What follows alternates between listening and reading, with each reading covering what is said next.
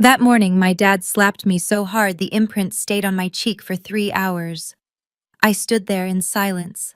My brother David watched from across the room, his eyes drifting toward the window as if what just happened was perfectly ordinary, as if daughters get struck for asking questions every day in the Chandler household. By dinner, I cooked a grand feast.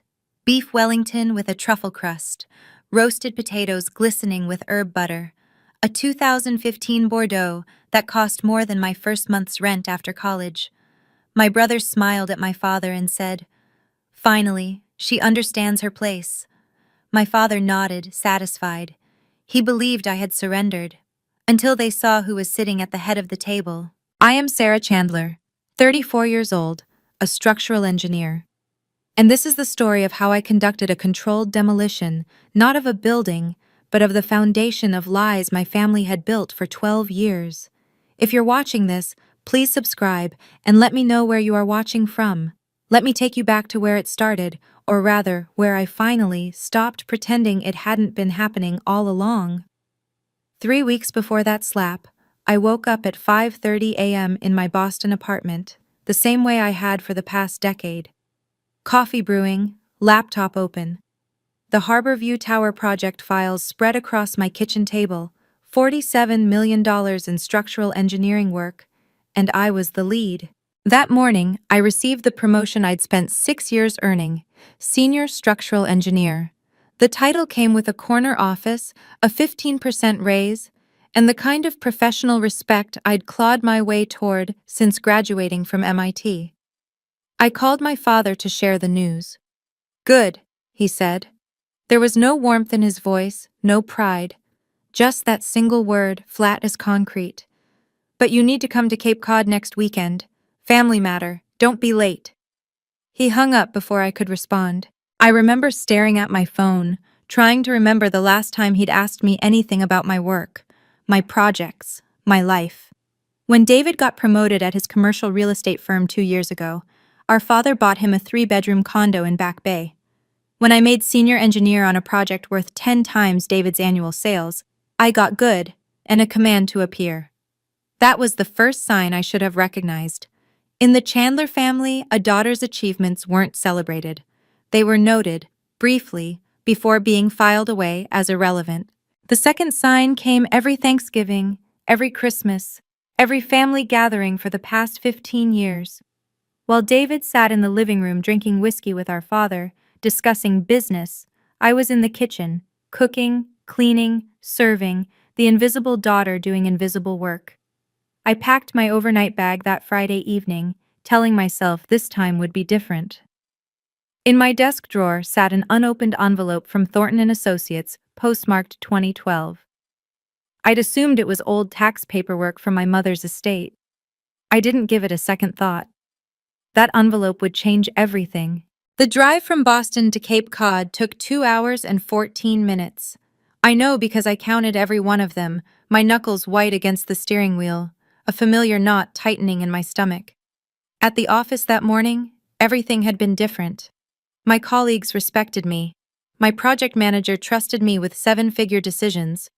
When I spoke in meetings, people listened, not because they had to, but because I had earned their attention through 10 years of flawless calculations and structures that didn't fall down.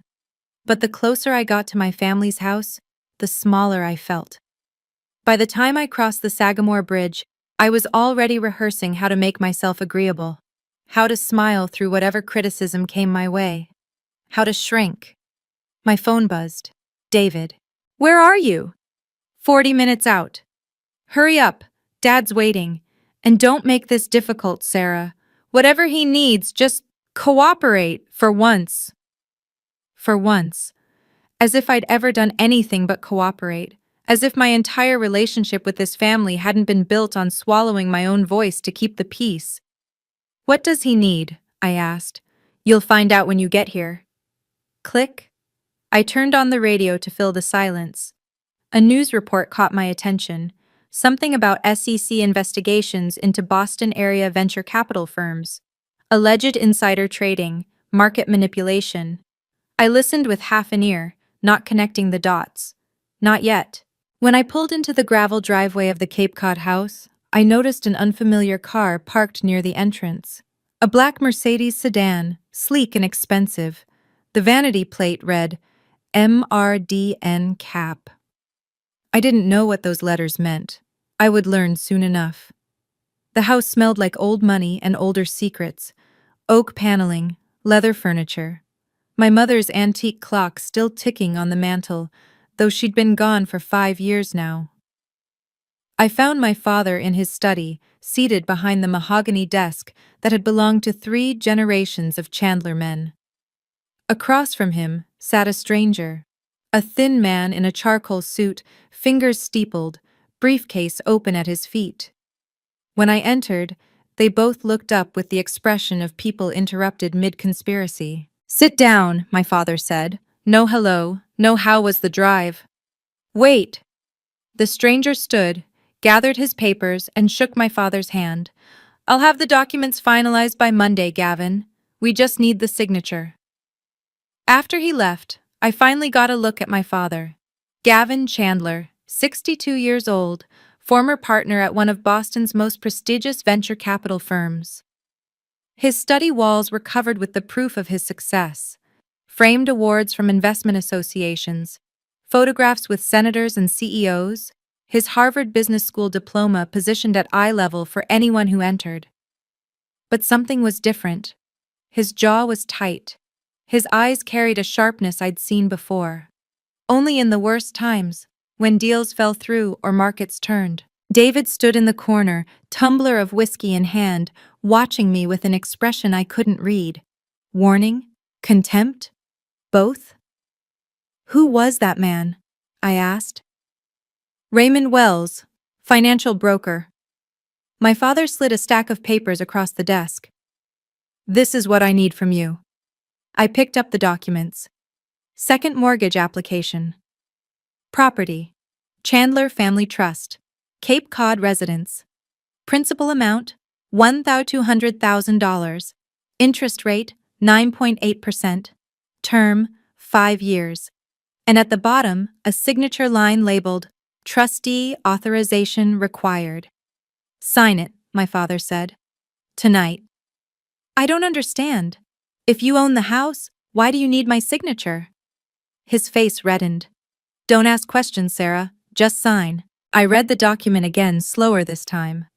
My engineer's eye caught details that didn't belong. The form required authorization from the trustee of the Chandler Family Trust. In the space where a name should have been typed, someone had crossed out Eleanor M. Chandler with black ink and handwritten Sarah E. Chandler above it. My mother's name, replaced with mine. "Dad, this says I'm the trustee." I looked up. "That can't be right. You've owned this house since Mom died." "The lawyers made a mistake years ago. We're correcting it now." His voice was too controlled, too rehearsed. "All you need to do is sign, and the correction goes through automatically." That wasn't how trusts worked. I didn't need a law degree to know that. "What's the money for?" I asked. David stepped forward. "Sarah, don't make this harder than it needs to be. Dad's under a lot of pressure right now. The details aren't your concern." "$1.2 million isn't a detail, David. It's a second mortgage on a property worth—" I glanced at the appraisal attached. $2.8 million. If something goes wrong, we lose the house." My father stood. "Nothing will go wrong." "Then explain it to me. If this is legitimate, why the rush? Why the secrecy?" "Because you're my daughter, and I'm telling you to sign." His palm slammed against the desk. "I don't need to explain myself to you. You've never contributed anything to this family except your presence at holiday dinners. The least you can do is not obstruct the people who actually matter." The words hung in the air like smoke. I set the papers down. "I need time to review this properly. I'll give you my answer tomorrow." My father's face went from red to purple. "You're refusing me?" March 14th, 8:47 a.m. I'll remember that timestamp for the rest of my life. I came downstairs after a sleepless night, determined to have a calm, rational conversation. I'd prepared questions. I'd practiced keeping my voice level. I thought if I could just explain my concerns clearly enough, my father would understand. They were waiting for me in the living room. My father in his armchair, David standing behind him like a soldier awaiting orders. I reviewed the documents, I began. I have questions about the terms, the interest rate, and specifically why this requires a trustee signature when— Enough!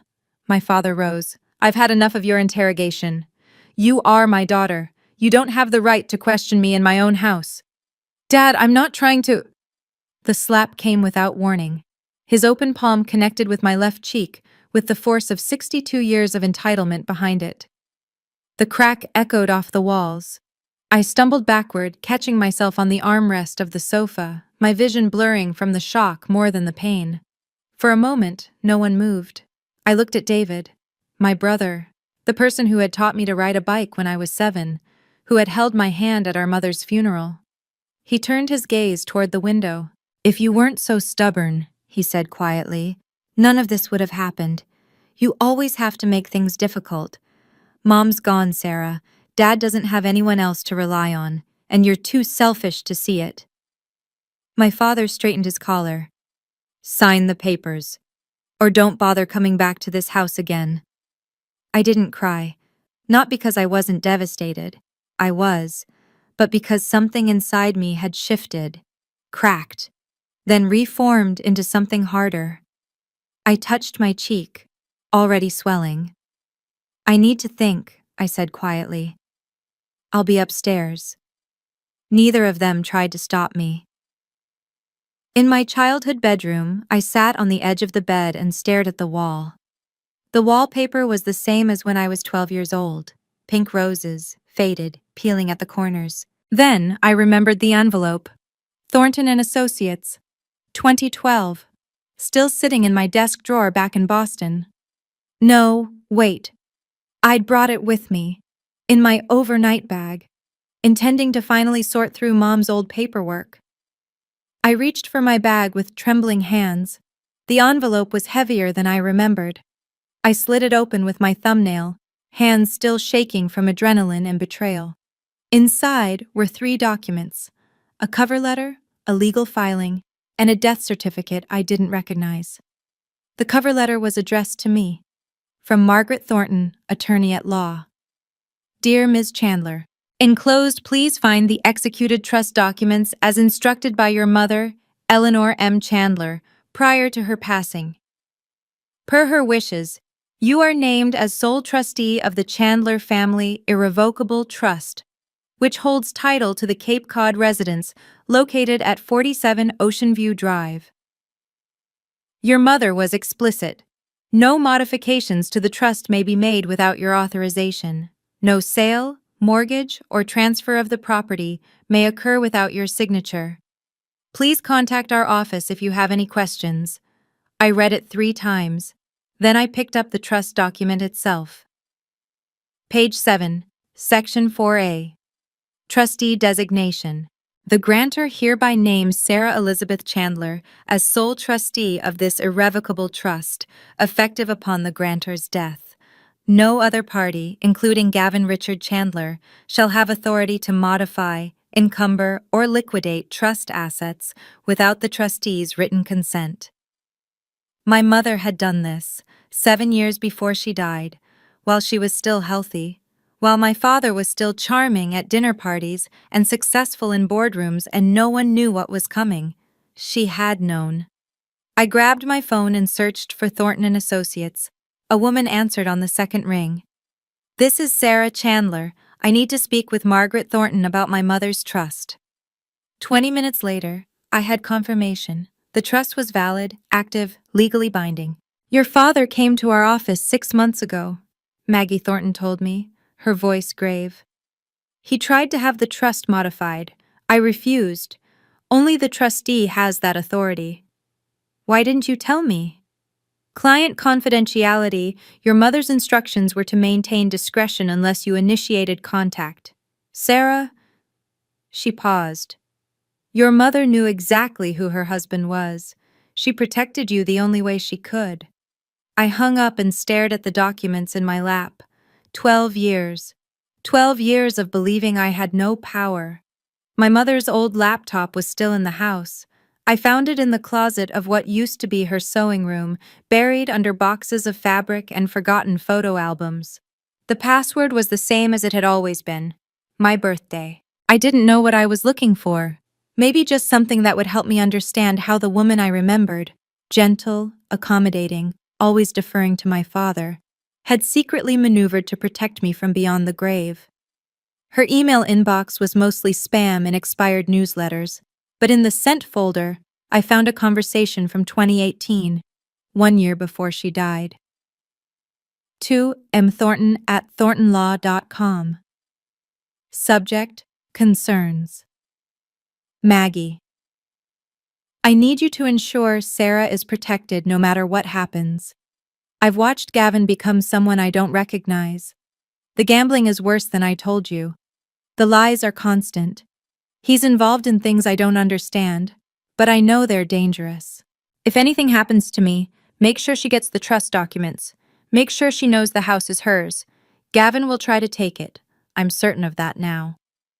She deserves better than what I gave her.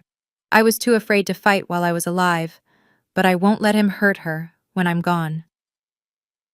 Eleanor. I read my mother's words through tears. I didn't know I was crying. Then I opened a browser and searched for the SEC investigation I'd heard about on the radio. Boston Financial Times. SEC expands probe into alleged market manipulation at multiple VC firms. One name appeared in the article's second paragraph. A company called Meridian Capital, allegedly the victim of a coordinated short-selling scheme that had cost them $2.3 million in 2019. The vanity plate outside flashed through my mind. MRDN Cap, Meridian Capital. My phone buzzed. Unknown number. A woman's voice. Ms. Chandler? My name is Eleanor Vance. I'm the CEO of Meridian Capital. We need to talk about your father. We met the next morning at a cafe in Provincetown, 40 minutes from the house. I told my father I was going for a drive to clear my head. He seemed pleased by my apparent submission. Eleanor Vance was not what I expected.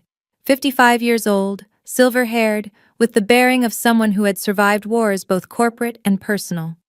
She ordered black coffee and got straight to the point. Your father destroyed my company's stock price in 2019. He spread false information through back channels, then shorted our shares before the crash. He made $2.3 million in 3 days. We nearly went bankrupt. How do you know it was him? She slid a folder across the table. Because the SEC has been investigating him for 2 years. I've been cooperating with the federal prosecutor's office. They have emails, trading records, witness testimony. Your father made a lot of enemies, Sarah, and he made a lot of mistakes. I opened the folder. Inside were photocopies of documents I didn't fully understand. Trading logs, wire transfers, internal communications, but one page stopped me cold. A casino marker. $890,000, signed by Gavin Chandler, dated 3 months ago. He's in debt to an illegal gambling operation, Eleanor continued. Nearly $1 million. The $1.2 million he's trying to get from your house? That's to pay off his bookies and reinvest in another scheme. He's drowning, and he's planning to drag you down with him. I stared at the marker. My father's signature. His handwriting. His desperation made tangible. Why are you telling me this? Because the prosecutor needs an inside witness, someone who can confirm the timeline, someone who can get your father to reveal himself in front of people he can't deny. She leaned forward. And because I want justice. He took 18 months of my life rebuilding what he destroyed. I want him to answer for it. I thought about the slap. David's silence. 12 years of believing I had no power. What exactly, I said slowly, do you need me to do? Eleanor smiled. Have you ever heard of a controlled demolition? I returned to the house wearing the mask of a defeated daughter. I'm still thinking, I told my father when he demanded an answer. Give me until Friday.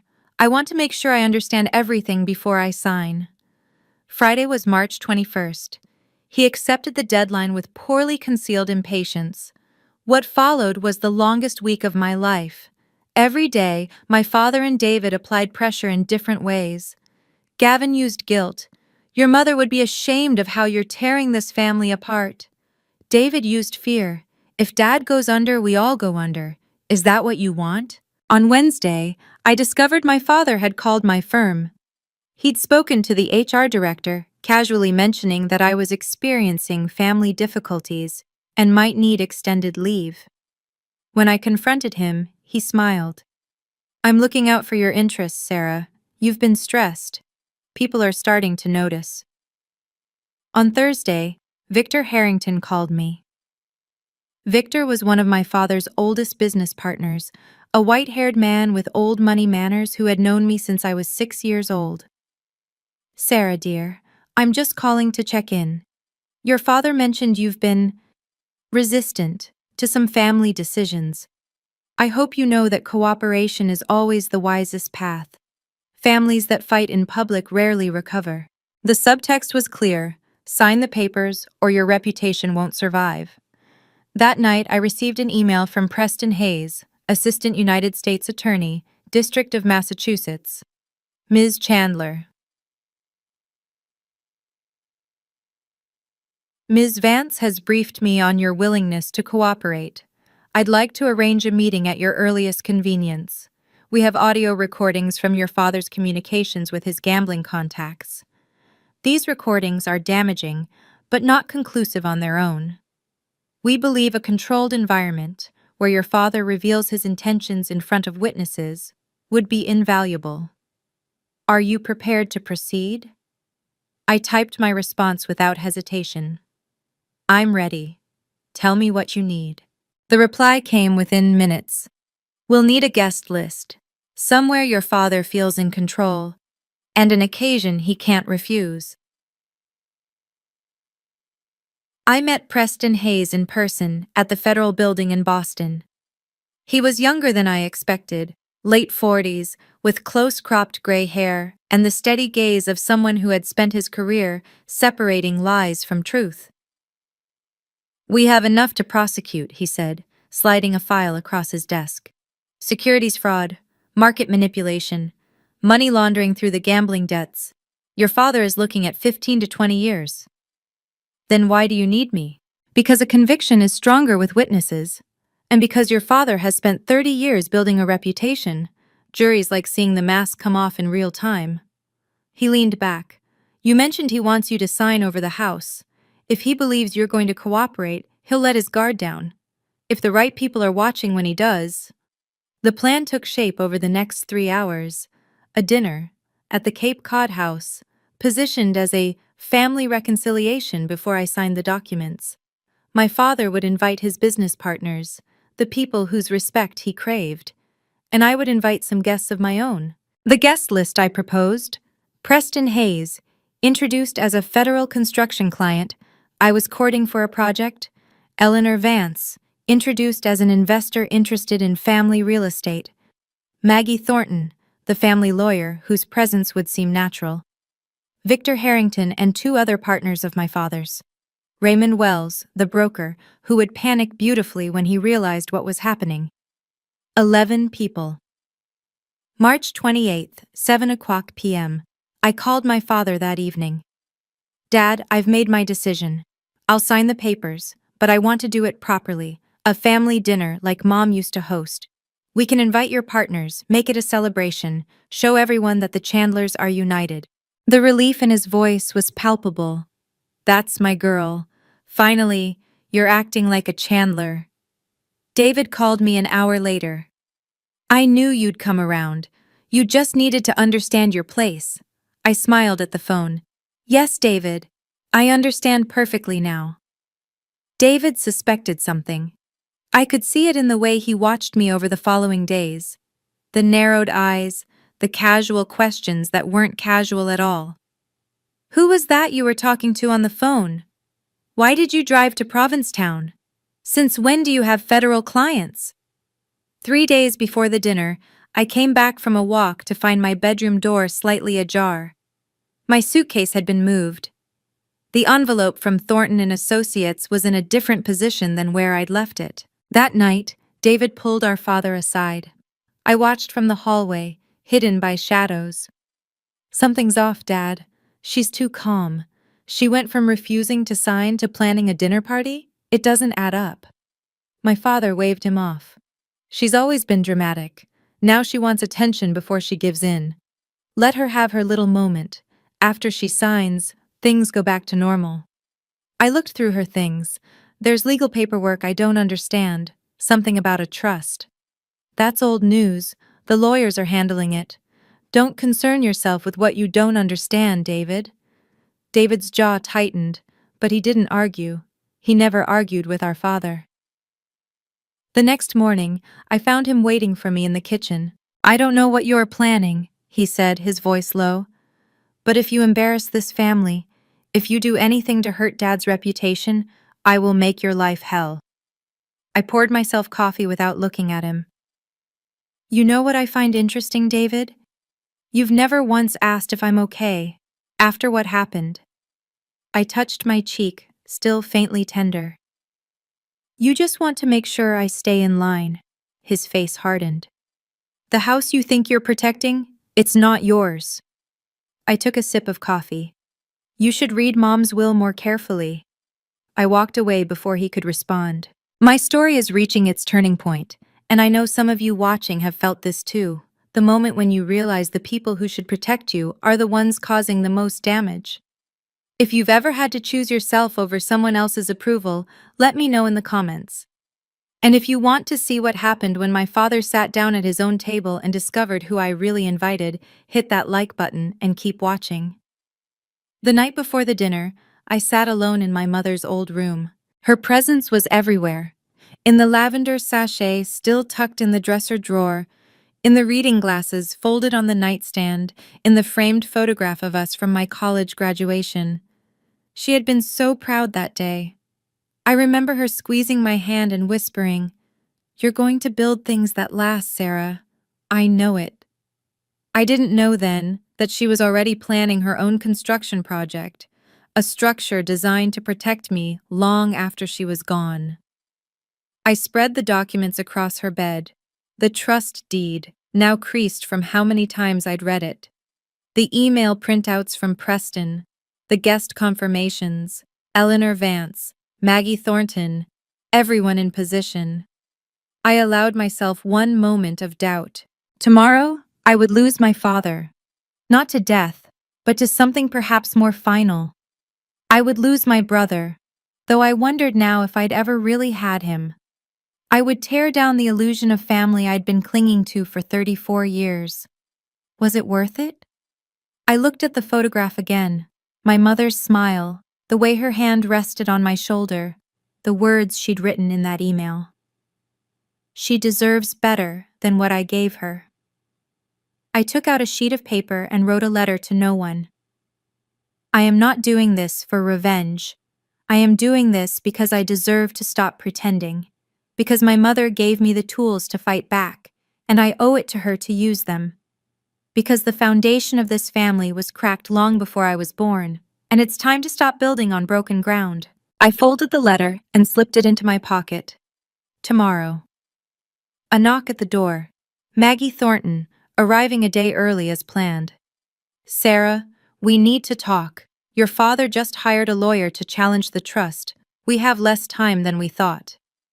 March 28th, 7:00 p.m. The Cape Cod house had never looked more beautiful or more like a stage set for a tragedy. I'd spent the afternoon transforming the dining room. The long mahogany table gleamed under the antique chandelier, the same one my mother had chosen when I was 8 years old.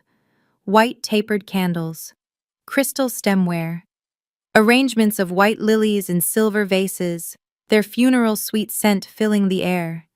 11 place settings, 11 witnesses. The guests arrived in waves. First, Victor Harrington and his wife, Margaret. Behind them came Theodore Nash, another of my father's investment partners, with his signature bow tie and barely concealed disdain for anything that wasn't making him money. Raymond Wells appeared next, the broker, his eyes darting nervously around the room as if he sensed something wrong but couldn't identify it. Then Eleanor Vance, in a charcoal dress that cost more than my car, introducing herself as an investor interested in family properties. My father shook her hand with the oily charm he reserved for wealthy strangers. Maggie Thornton arrived with a leather briefcase, perfectly playing her role as the family attorney here to finalize the paperwork. And finally, Preston Hayes, tall, composed, his federal badge hidden beneath a tailored blazer. I introduced him as a major client from a government construction project I'm courting. My father beamed. The room was full of the people he most wanted to impress. His daughter was about to sign away her inheritance. All was right in Gavin Chandler's world. David leaned close to me as I poured wine. I don't recognize half these people. What are you doing? Making sure everyone who matters is here to witness, I said. Witness what? I smiled and walked away. Under my napkin, folded precisely, was the trust deed. 12 pages. Notarized. Irrefutable. My father raised his glass. To family, he said, and to Sarah, who has finally learned the value of loyalty. I raised my glass but didn't drink. The main course hadn't even been served yet. I waited until the appetizer plates had been cleared and the beef Wellington sat steaming on the sideboard. The conversation had turned to investments, as it always did when my father had an audience. He was holding court at the head of the table, gesturing expansively, playing the role of patriarch and power broker. I stood. The room fell silent. Before we continue, I said, my voice steady, I'd like to address the reason we're all here tonight. My father smiled indulgently. Of course, dear. You wanted to make an announcement before signing the papers, didn't you?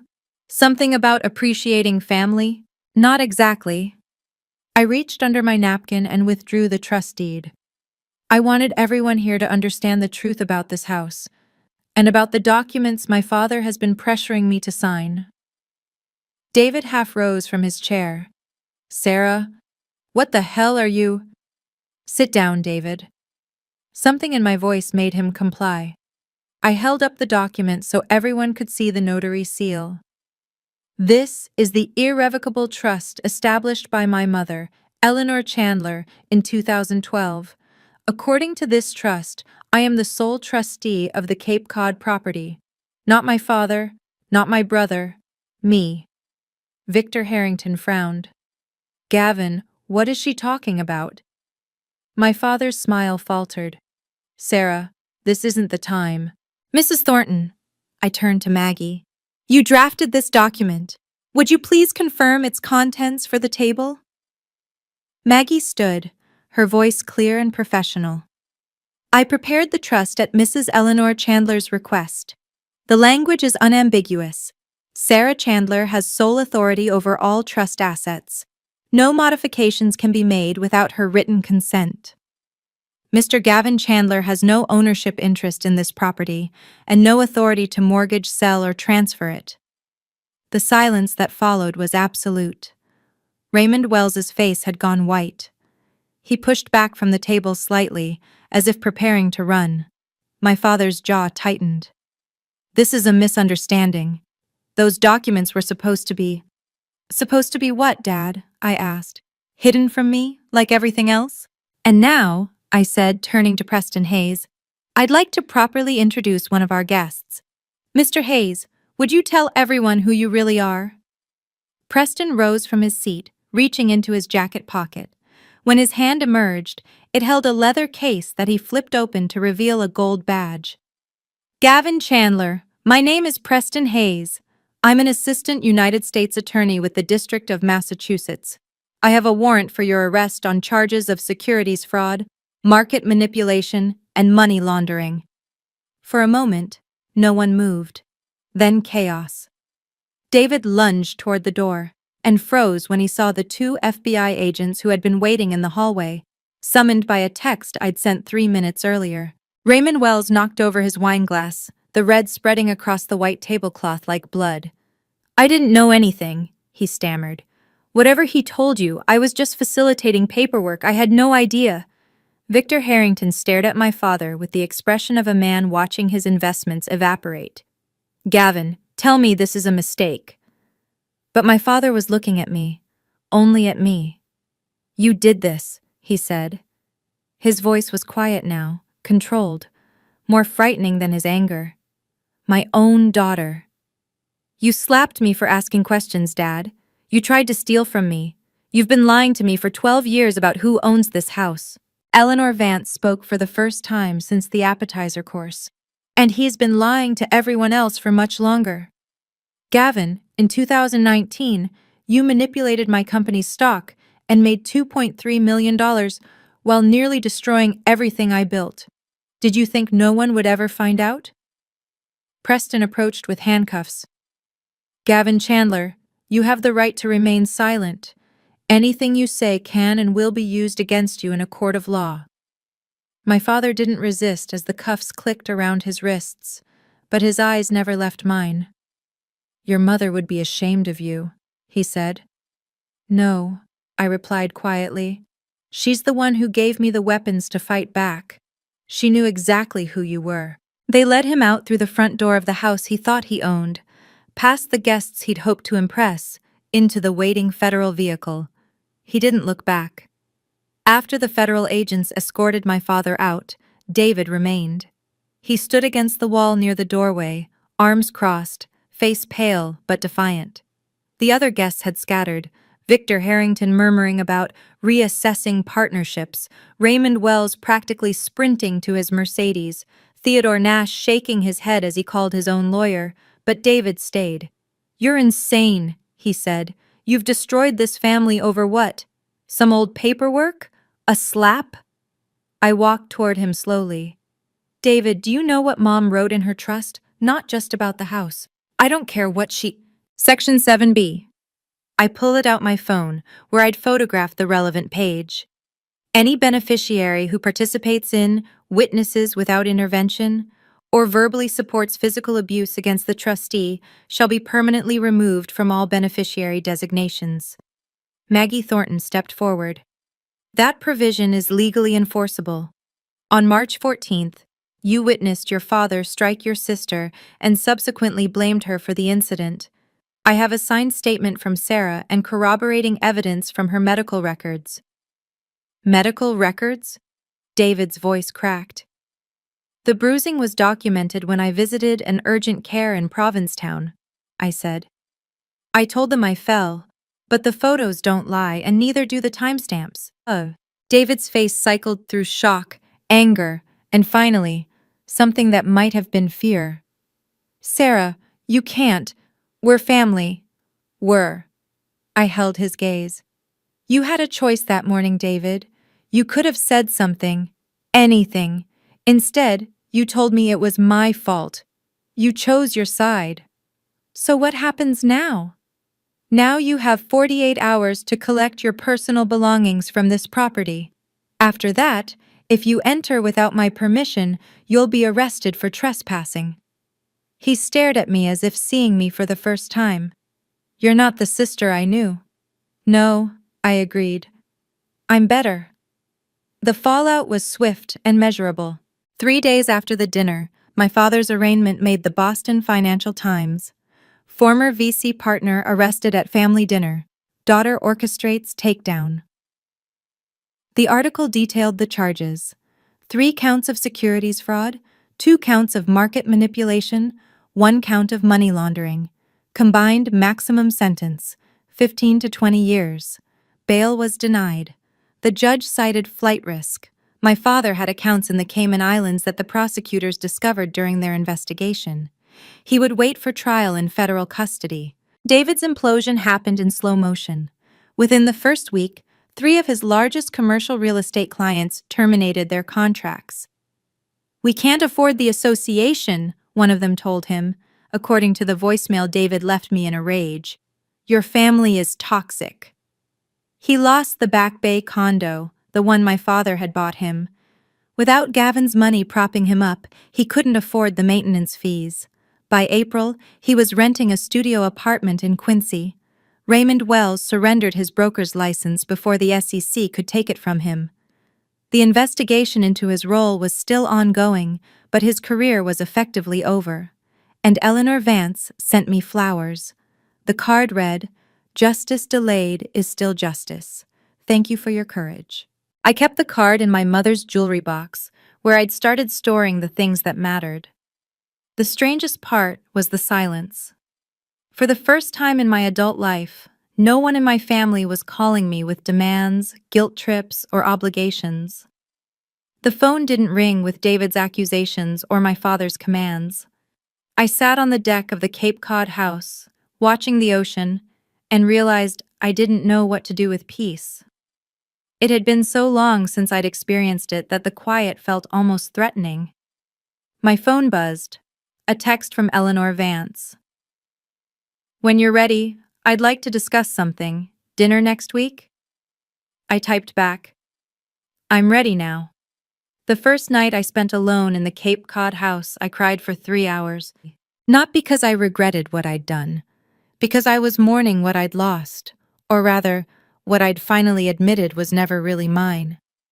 I had wanted so badly for my family to be something it wasn't, for my father to be proud of me, for my brother to protect me, for the Chandler name to mean something beyond money and manipulation. At 3 a.m., I called Olivia Harper, my closest friend from MIT, the person who had listened to my family complaints for 15 years without ever telling me what I already knew. "I don't understand how I feel," I said. "I should be relieved, or triumphant, or something, but I just feel empty." "Sarah," Olivia's voice was gentle, "you didn't just expose your father. You buried the version of him you'd been hoping existed. That's not emptiness, that's grief." "But I did the right thing." "Absolutely, and doing the right thing can still break your heart." We talked until sunrise.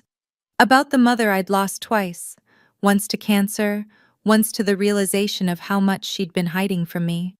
About the brother I'd never really had.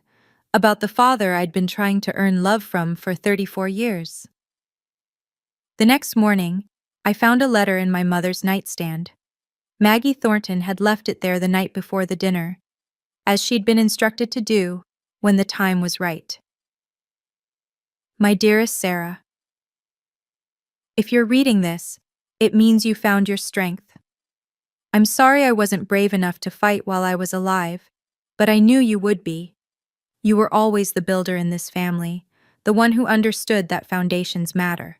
I am so proud of you. Mom." I pressed the letter to my chest and let myself cry again. But this time, the tears felt different. They felt like permission. I know many of you watching have experienced the same kind of loss, not from death, but from realizing that the people who were supposed to love you never really could. If my story has touched you, please share this video with someone who needs to hear it. And don't forget to subscribe for the final part of my journey. The best is still to come. 2 weeks after the dinner, David requested a meeting. I agreed, against my better judgment. We met at a coffee shop in neutral territory, a place in the Back Bay where neither of us had memories. He looked diminished. The expensive watch was gone. The confident posture had collapsed. He ordered black coffee and stared at the table for a full minute before speaking. "I came to apologize." I said nothing. I waited. I didn't realize how serious things were. I was just following Dad's lead. "I thought you were being dramatic, like always. I didn't know about the gambling debts. I didn't know about the trust." "You knew he hit me." David flinched. "I should have said something." "But you didn't." "I was scared of him too, Sarah. I know that's not an excuse, but..." "You're right." I set my coffee cup down. "It's not an excuse, and that's not actually an apology." "What?" "An apology takes responsibility. You just told me why you made choices. You didn't say you were wrong. You didn't say you'd do anything differently. You just explained why I should understand." I stood. "That's not the same thing, David." His face hardened. "So that's it? You're just cutting me off? Forever?" "I'm setting a boundary. If you want a relationship with me, a real one, Not the one where I do what you want and you ignore what I need. Then you need to actually change. Not just apologize for getting caught. I gathered my things. You can contact me through my lawyer if there are legal matters. Otherwise, I don't think we have anything else to discuss. This is insane. You're throwing away family over— Family is a choice, David. One you stopped making a long time ago. As I left, I caught him taking out his phone, angling it toward me. Recording, probably planning to post something on social media about his unreasonable sister. Same David, same instincts. I smiled to myself and kept walking.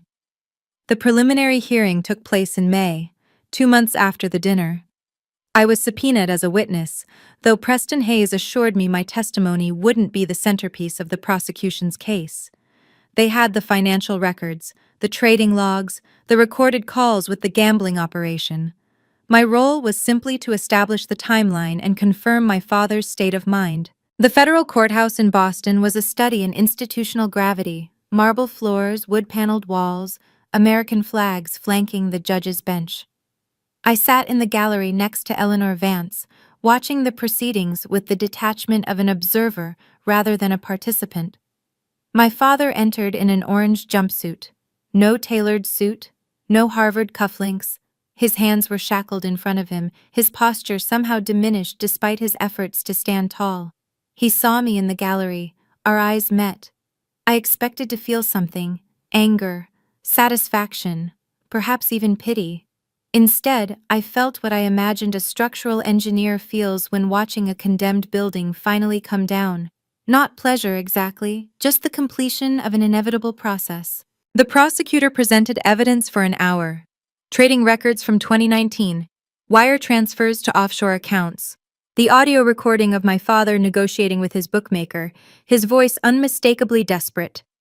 I need more time. The money's coming. I have a property I can leverage. When the recording mentioned the Cape Cod house, several members of the gallery murmured. The judge ruled there was sufficient evidence to proceed to trial. Bail was denied for the second time. As the marshals led my father out, he passed within 5 feet of my seat. He paused, just for a moment. "Sarah." His voice was hoarse. "I'm still your father." "Yes," I said quietly, "and I'm still the daughter you never saw clearly."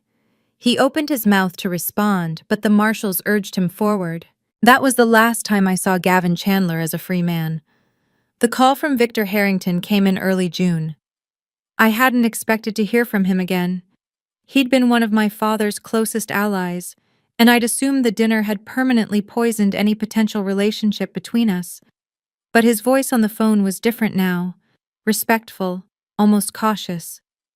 "Sarah, I want to be direct with you. I was appalled by what happened that night. Not just at your father, but at myself. I spent 30 years trusting a man who was lying to everyone around him." "Why are you calling me, Victor?" "Because I need an engineer I can trust, someone with integrity. My development group is starting a hospital project in Rhode Island.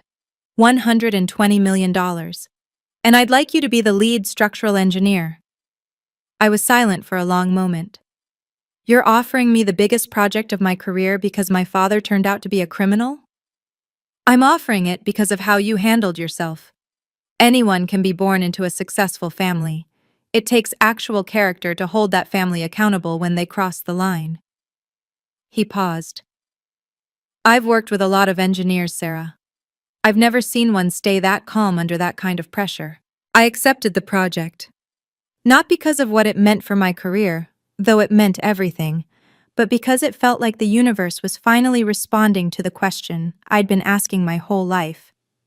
What am I worth when no one is propping me up? The answer, it turned out, was more than I knew. That same week, Eleanor Vance made a different kind of offer.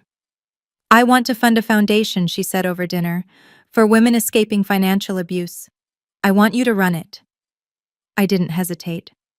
"When do we start?" 6 months later, the Cape Cod house finally felt like home.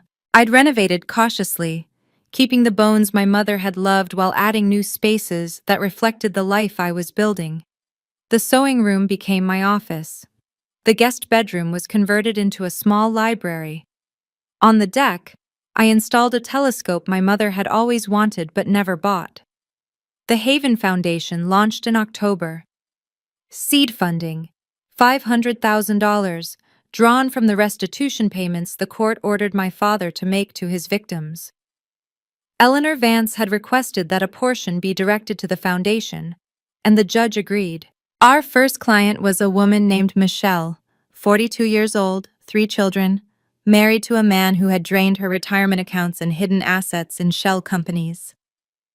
Within 6 weeks, we'd connected her with forensic accountants, family law attorneys, and a safe place to rebuild. I didn't know places like this existed, she told me at our second meeting. I thought I was trapped. I know the feeling, I said. I was too, until someone showed me the door. The hospital project in Rhode Island broke ground in November. I stood on site as the first beams were lowered into place, watching the skeleton of something permanent take shape against the winter sky. David had stopped calling. I heard through mutual acquaintances that he was struggling. His real estate business had collapsed. His reputation never recovered. Part of me wondered if he ever thought about that morning, if he ever regretted not speaking up. But most of me had moved on. The family I had now wasn't defined by blood. It was defined by the people who showed up. Olivia, Eleanor, Maggie, the women we helped through Haven. We weren't related, but we were family. On the anniversary of my mother's death, I sat on the deck and wrote her a letter. The ocean stretched out before me, gray and endless under the November sky. I could hear the wind through the dune grass, the same sound that had lulled me to sleep every summer of my childhood. Mom, I did what you asked me to do. I protected the house. I protected myself. And I built something from the ruins, not just a career or a foundation, but a life that actually belongs to me. I still don't know if you'd be proud or heartbroken. Maybe both.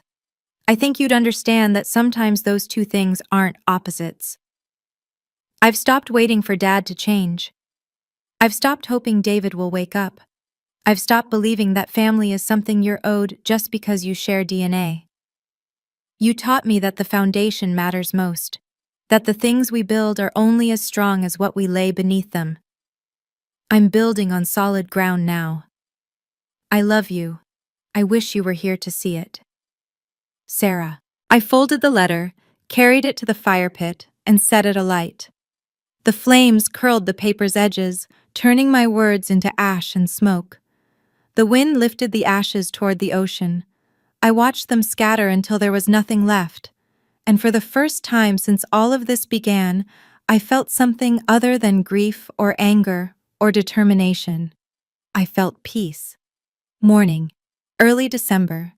The sun was just breaking over the Atlantic, painting the Cape Cod house in shades of gold and rose. I stood in the doorway, coffee in hand, wearing the new coat I'd bought myself for no reason other than that I wanted it. The updated trust document sat on the kitchen table next to the Haven Foundation's first annual report. On the wall, in a new frame, was my mother's photograph. The one from my graduation, her hand on my shoulder, her smile full of something I hadn't recognized until now. Pride. The drive to Rhode Island would take 2 hours. The hospital project team was meeting at 9. My phone showed 3 emails from potential Haven clients, 2 from colleagues, and 1 from Eleanor Vance with a subject line that read, "Dinner next week?" I smiled. Not a triumphant smile, not a victorious one.